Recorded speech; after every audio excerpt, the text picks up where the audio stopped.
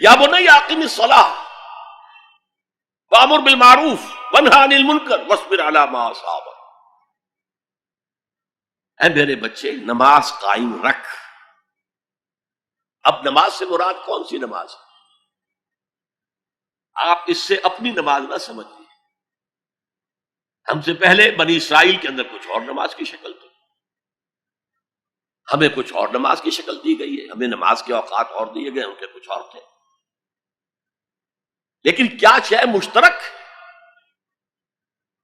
اللہ کے ساتھ ایک لا لگانے کی شکل، اللہ کے ساتھ تجدید عہد کرتے رہنا، اللہ تعالی کے ساتھ ایک تعلق قلبی اور ایک ربط ذہنی برقرار رکھنے کا کوئی نظام ہونا چاہیے. وہ ستون مانو اسے، الصلاۃ عماد الدین. تو نماز قائم رکھ، میں نے ترجمہ رکھ کیا ہے، کر نہیں. ظاہر بات ہے کہ لقمان بھی نماز پڑھتے ہوں گے، جو بھی نماز تھی ان کی، اور یقیناً ان کا بیٹا بھی پڑھتا ہوگا. اس لیے یہاں نماز قائم کر کی بجائے بہتر ترجمہ ہے نماز قائم رکھ. وامر بالمعروف وانہی عن المنکر. اب پھر فطرت کا معاملہ آ گیا. فطرت انسانی واقف ہے کہ یہ شر ہے، یہ خیر ہے، جسے میں نے اس سے پہلے کہا ہے کئی مرتبہ، بیسک ہیومن موریلٹی جو پوری انسانیت کی میراث ہے، ہر مذہب میں وہی ہے. اسی کی بنیاد پر کچھ لوگ ڈیولپ کرتے ہیں فلسفہ وحدت ادیان، لیکن وہ بات درست نہیں ہے. البتہ یہ کہ جہاں تک بنیادی اخلاقی تعلیمات ہیں وہ مشترک ہیں، وہ انسانوں کی مشترک میراث ہے. جھوٹ مت بولو، سچ بولو، وعدہ خلافی نہ کرو، وعدہ پورا کرو. راہ میں کوئی بھٹک رہا ہو تو راستہ دکھاؤ، کوئی اندھا ہے تو انگلی پکڑ کر اسے سڑک پار کرا دو.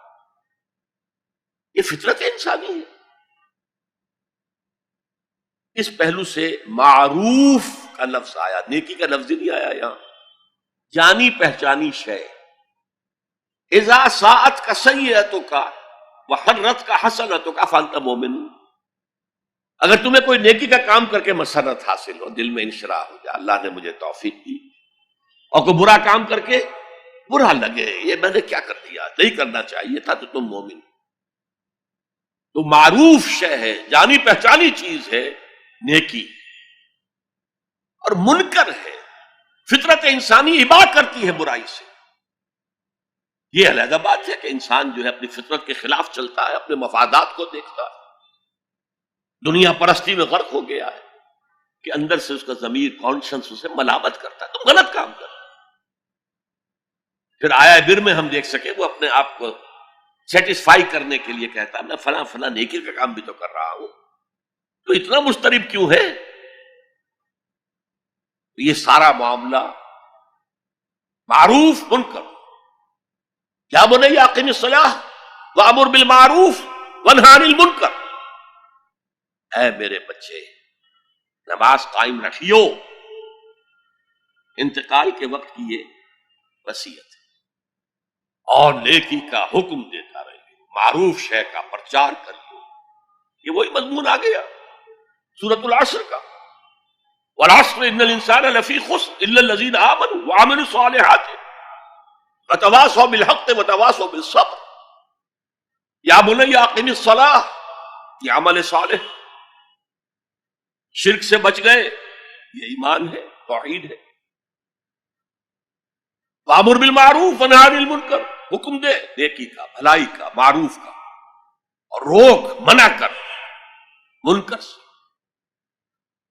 جس سے ابا کرتی ہے انسان کی فطرت، جس میں وہ جانتی ہے کہ یہ کام اچھا نہیں. وَاصْبِرْ عَلَىٰ مَا أَصَابَكَ، وہ صبر بھی آ گیا، وَتَوَاصَوْا بِالصَّبْرِ، اور پھر جو بیتے اس پر صبر کیجو.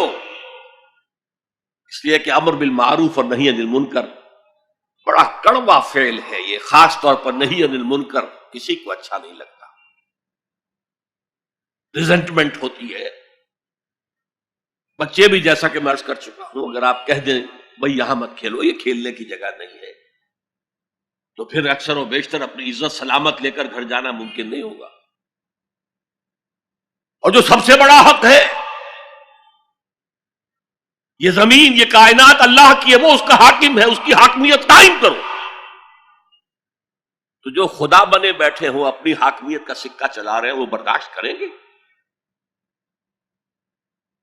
یہ دیکھیے عیسائیت میں یہ تصور موجود ہے. آخر ہے تو حضرت عیسیٰ نبی تھے نا، اللہ کے رسول تھے. ان کی جو سورہ فاتحہ ہے، جیسے ہماری نماز کی کوئی رکعت نہیں ہو سکتی سورہ فاتحہ کے بغیر، اسی طرح لارڈز پریئر ہے ان کی جو سورہ فاتحہ کی جگہ ہے. اور اس میں یہ جملہ Thy kingdom come, Thy will be done on earth as it is in heaven. اے رب تیری حکومت آئے، تیری سلطنت آئے، جسے آسمانی بادشاہت بھی کہا گیا ہے. اے رب تیری بادشاہی آئے، Thy kingdom come, Thy will be done on earth. تیری مرضی زمین پر بھی اسی طرح پوری ہو as it is in heavens، جیسے آسمانوں میں پوری ہو رہی ہے. پوری کائنات تو تیرے حکم کے آگے سر بسجود ہے. دنیا میں تیرے خلاف بغاوت ہو گئی. اے رب تیری حکومت یہاں بھی قائم ہو جائے، یہاں بھی تیری مرضی کے مطابق معاملات کریں. اب اس میں ظاہر بات ہے ریزنٹمنٹ ہوگا. جو خدائی کا تخت جمائے بیٹھے ہوں، جن کے ویسٹڈ انٹرسٹ ہو، جو اس معاشرے میں پریولیج کلاسز ہو، وہ کبھی گوارا نہیں کریں گے. تو یہ معمولی سی ریزنٹمنٹ کے ساتھ ساتھ بڑے سے بڑے ٹارچرز آئیں گے، سزائیں دی جائیں گی، مارا جائے گا، قتل کیا جائے گا، جیلوں میں بھرا جائے گا. یہ فرمایا وَاصْبِرْ عَلَىٰ مَا أَصَابَكَ، جو بھی پڑے تم پر پھر جھیلو اور برداشت کرو. إِنَّ ذَلِكَ مِنْ عَزْمِ الْأُمُورِ، یہ بڑے عظیمت کے کاموں میں سے ہے. بڑے عزم اور ہمت کی ضرورت ہے اس کے لیے، بڑی قوی قوت ارادی کی ضرورت ہے، بہت پختہ ڈٹرمینیشن کی ضرورت ہے. یہ معمولی باتیں نہیں ہیں. یا بنی اقم الصلاۃ وامر بالمعروف وانہی عن المنکر واصبر علی ما اصابک ان ذلک من عزم الامور. اب اس کے بعد دو چیزیں عام اخلاقیات میں سے، ولا تصعر خدک للناس، اپنے گال پھلا کر نہ رکھو لوگوں کے سامنے. اس لیے کہ جو شخص اس مقام پر پہنچ گیا ہے، اب اس پر شیطان کا حملہ ایک ہی ہو سکتا ہے، اور وہ یہ کہ تکبر پیدا ہو جائے. دوسرے انسانوں کو وہ حقارت سے دیکھے، یہ کن گندگیوں میں پڑے ہوئے ہیں، یہ نالی کے کیڑے ہیں. نفرت پیدا ہو جائے، تکبر پیدا ہو جائے. سعر جو ہے ایک بیماری کا نام تھا جو کہ گردن میں اونٹ کے ہوتی تھی، جس کے اونٹ ٹیڑھی ہو جاتی تھی. تو یہ جسے آپ کہتے ہیں کج رخی، کج کولاہی، ٹوپی بھی کج رکھی ہوئی ہے، اور کوئی آپ سے بات کرتا ہے تو اب اس کی طرف منہ کر کے جواب نہیں دیتے، ایسے ہی جواب دے دیا. حضور کے بارے میں آتا ہے کہ کوئی بھی شخص اگر آپ سے بات کرتا تھا، آپ پورے اس کی طرف مڑ کر اس کی بات سنتے تھے. یہ نہیں کہ بے اعتنائی کے ساتھ بس بات سنی نہیں. وَلَا تُصَعِّرْ خَدَّكَ لِلنَّاسِ وَلَا تَمْشِ فِي الْأَرْضِ مَرَحًا، اور زمین میں اترا کر نہ چلیو، اکڑ کر نہ چلیو. ان اللہ لا يحب كل مختال فخور، یقیناً اللہ کو بالکل پسند نہیں ہے مختال بنا ہے خیل سے، اختیال. گھوڑے کی چال میں ایک تمکنت ہوتی ہے، وہ تمکنت آپ اپنی چال میں اختیار کریں گے تو وہ آپ کے غرور ذہنی کا انڈیکس ہوگا، اندر کا غرور ظاہر ہوگا. اس چال سے، گھوڑے کی تمکنت والی چال، وَلَا تَمْشِ فِي الْأَرْضِ مَرَحًا إِنَّ اللَّهَ لَا يُحِبُّ كُلَّ مُخْتَالٍ فَخُورٍ. فخر کرنے والا، علم پر فخر ہو رہا ہے، تقوی پر فخر ہو رہا ہے، مال پر فخر ہو رہا ہے، اپنے سوشل سٹیٹس پر فخر ہو رہا ہے، اللہ کو پسند نہیں. وقصد فی مشیک، اپنی چال میں میانہ روی اختیار کرو، نہ بہت تیز نہ بہت آہستہ. لیکن یہ اصل میں مراد ہے پوری زندگی میں. ایک میانہ روی ہے. اگر کوئی تنگی ہے تو بالکل ہاتھ کھینچ نہ لو، اگر کشادگی ہو گئی ہے تو اسراف اور تبذیر سے کام مت لو. میانہ روی اختیار کرو، درمیانی راستہ. اپنی چال میں، اپنی روش میں کہہ لیجیے، اپنی روش میں میانہ روی اختیار کرو.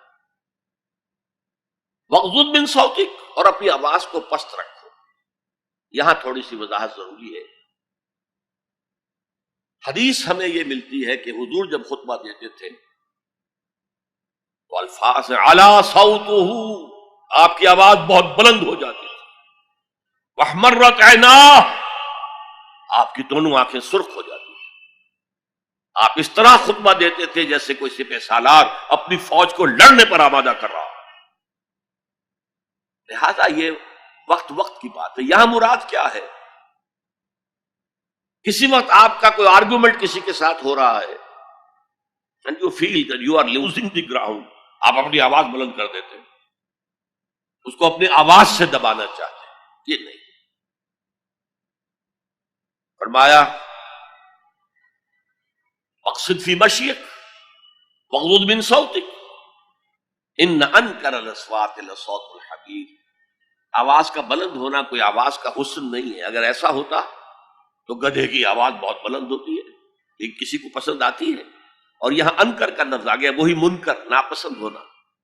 اس میں سے انکر افعل کے وزن پر، کبیر سے اکبر، صغیر سے اصغر، علیم سے اعلم. خليل بالقرآن هو إمامنا على هداية الله آمتنا. كلام ربنا هدايتنا، عطاء جبريل على رسولنا.